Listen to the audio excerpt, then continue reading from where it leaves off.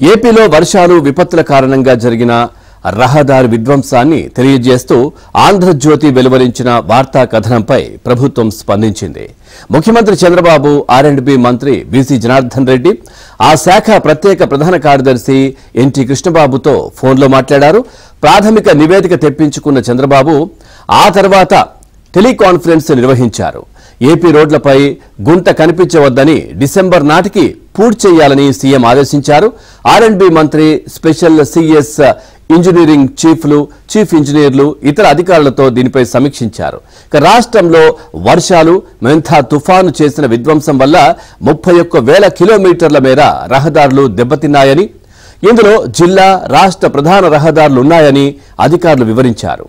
అయితే తాత్కాలిక మరమ్మతులతో వాటిని ప్రయాణానికి అనుకూలంగా మార్చాలని, అనేక ప్రాంతాల్లో రహదారి వర్క్స్ చేయాల్సి ఉందన్నారు.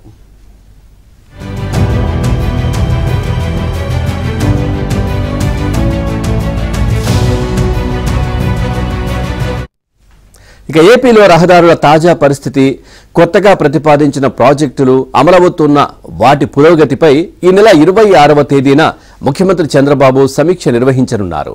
ఇటీవలి కాలంలో రాష్ట్ర పర్యటనకు వచ్చినప్పుడు కేంద్ర రహదారుల శాఖ మంత్రి నితిన్ గడ్కరీ ఇచ్చిన హామీల అమలు, కేంద్రంలో వాటి ప్రస్తుత పరిస్థితి, మోంథా తుఫానుకు దెబ్బతిన్న రహదారుల మరమ్మతులకు కేంద్రం నుంచి వివిధ పద్ధతుల కింద తీసుకురావాల్సిన నిధులు వంటి కీలక అంశాలపై అధికారులతో ఈ భేటీలో సీఎం చర్చించనున్నారు.